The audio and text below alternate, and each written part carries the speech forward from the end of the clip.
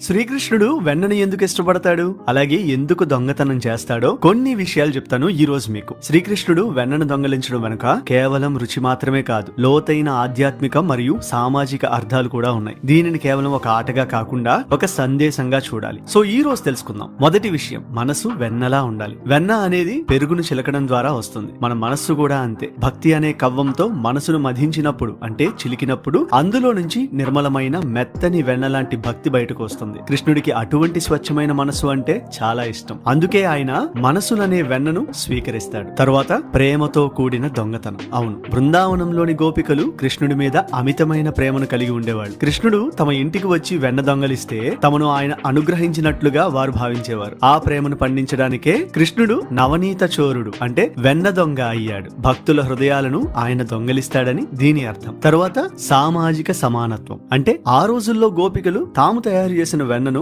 మధురలోని రాజు కంసుడికి పన్ను రూపంలో పంపేవారు. కానీ పిల్లలకు పోషకాహారం అందాలని శ్రీకృష్ణుడు భావించేవాడు. పన్ను కట్టడం కంటే సొంత ఊరి పిల్లలకు వెన్న అందాలని ఆయన ఆశించేవాడు. అధికారానికి వ్యతిరేకంగా కంసుడి లాంటి దుష్టుడికి వెన్న వెళ్లకుండా అడ్డుకుని తన స్నేహితులకు పంచేవాడు పరమాత్ముడు. తరువాత వెన్నలోని ప్రత్యేకత, పాలు పెరుగు కంటే వెన్న చాలా విలువైంది, అలాగే రుచికరమైంది. పాలలో వెన్న అంతర్లీనంగా ఉన్నట్లే సృష్టి అంతటా దైవం దాగి ఉన్నాడని సాధన ద్వారా, అంటే చిలకడం ద్వారా మాత్రమే ఆ పరమాత్మను పొందగలమని ఇది సూచిస్తుంది. దీన్ని బట్టి మనకిచ్చే సందేశం ఏంటంటే, కృష్ణుడు వెన్నను దొంగలించడం అంటే మనలోని అహంకారాన్ని, మాలిన్యాన్ని తొలగించి మనసును వెన్నలా మార్చుకోవాలని అర్థం. హరే కృష్ణ.